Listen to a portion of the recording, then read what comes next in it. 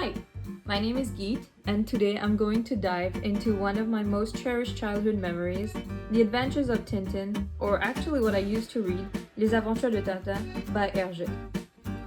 When I was around 11 years old, my dad and my uncle gave me their old comic books that they used to read when they were kids and adolescents.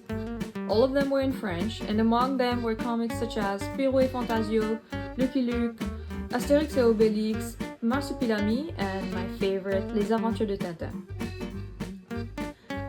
From the moment I read it, I became hooked and fascinated by Tintin, the other characters like Captain Haddock and Snowy, and the adventures that they were having. It was almost like some type of escape to me, and also a way to connect with my dad. However, I did not know much about the history of Tintin and what Hergé had in mind when he was drawing and creating these comic books. What I do remember is being fascinated by the colors, shapes, forms, and many other aspects of the comic books. In this video, we will be exploring more of that. On January 10, 1929, Tintin made his first appearance in a youth supplement to a Belgian newspaper called Le Petit Matin. Hergé, the creator of Tintin, started drawing comic series from the newspaper and framed Tintin as a fictional reporter of Le Petit Matin. When the character started gaining more popularity, Hergé decided to produce a comic book entirely dedicated to Tintin and his loyal dog and best friend Snowy. And that was how the first comic book from the collection of The Adventures of Tintin was conceived and published, and it was called Tintin in the Land of the Soviets.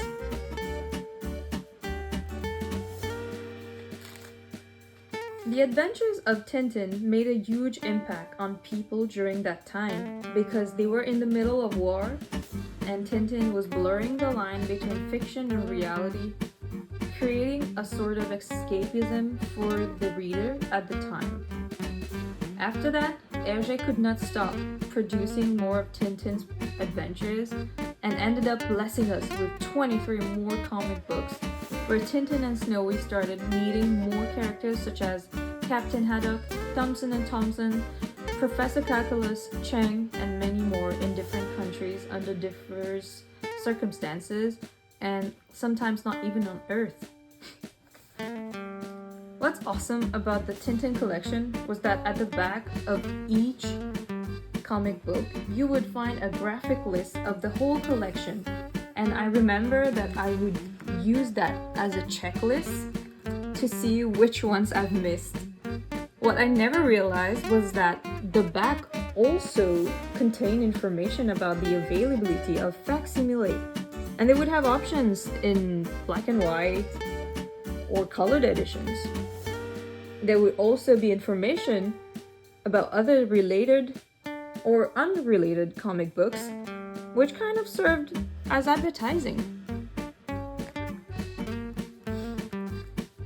Another interesting fact that I noticed while taking a look at the exterior design of the book is that the spine of the comic book is inverted. You cannot read it this way. You have to turn it this way and read it.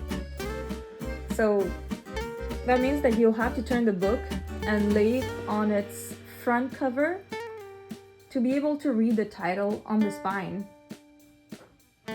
exposing the back, showing all of the other comic books from the Tintin collection. This is actually a good strategy in terms of the design, as it makes you do the action of turning the book to its back cover and kind of baits you to look at the other titles from the Adventures of Tintin collection. All of the comic books from the Tintin collection that I had were hard copy. However, I found one that is paperback from the SFU library.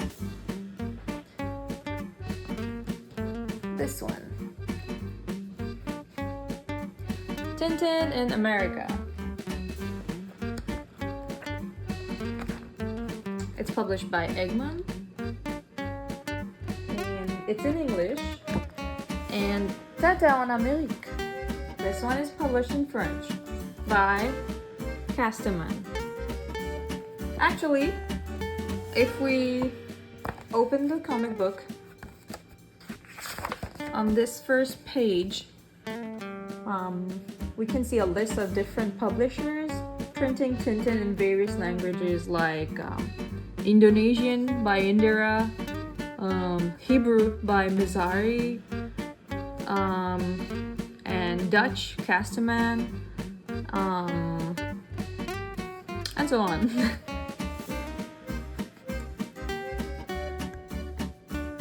Well, let's compare the English version to the French one. The English version has a paperback cover, right? And it has glossy pages inside. It also lacks the tableau, actually, that the French one has. This is the tableau that I'm talking about, where everything is framed. And Tintin en Amérique has a hardcover, but the pages, they are rough.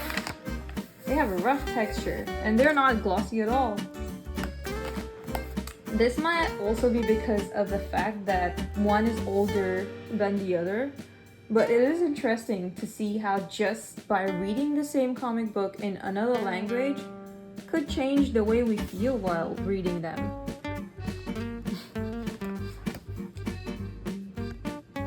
So from this collection, I would say this one and this one, they are the oldest. And as we approach the more recent years, we see that there was a switch from rough pages in the interior to a bit smoother version. Not necessarily glossy, but just smooth pages. And it also looks like only the French version, Tintin au Congo, Tintin au pays de l'or noir, Vol 714 pour Sydney, Tintin et les Picaros, L'île Noire, Tintin en Amérique. Only these ones would have that tableau look at the beginning and end of the comic books. Even a version that has no cover, like this one, only a dust jacket. This one has a dust jacket, but this one is On a marché sur la lune.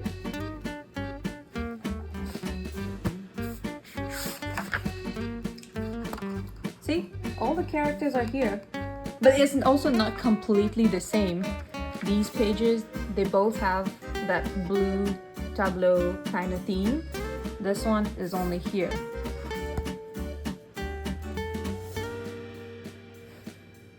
When we look at the cover designs, we can deduce that they are dynamic and create movement and anticipation through the way they are framed.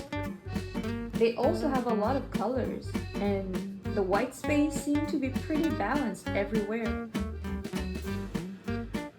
Now, when we look inside the comic books, we are exposed to mainly primary and secondary colors throughout the books.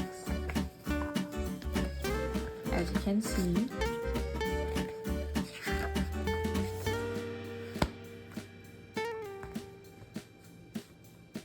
and there's something that I noticed, that the panels are always horizontally divided into 4 rows. 1, 2, 3, 4. But not always vertically divided in an exact number of columns. Because everywhere when you turn a page, it is divided 1, 2, 3, 4 rows. The majority of panels are medium long shots and long shots when something is agitated. But they go for mid shots for when the characters are having conversations. Like for example here, or even here. They're almost close-ups or medium shots. Also in terms of typography, pretty much everything is in sans serif, but they use different fonts for different purposes.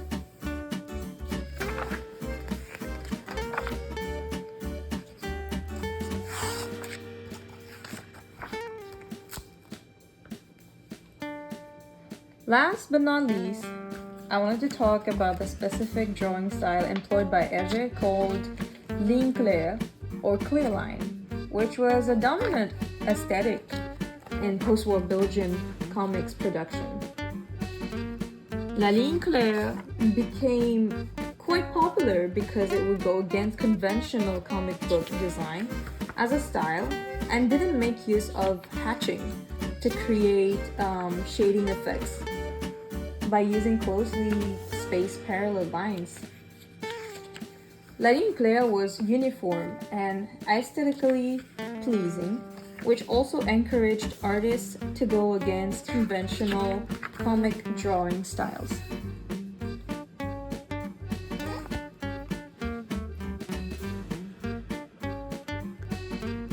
I believe that the target audience for the publication of Tintin was obviously young teens and adults. Among them was my uncle, who even bought a sticker album of Tintin and started collecting the characters' cards. My dad, on the other hand, was more captivated by the stories themselves and how it made him feel. Why don't we have a conversation with him and see what he has to say?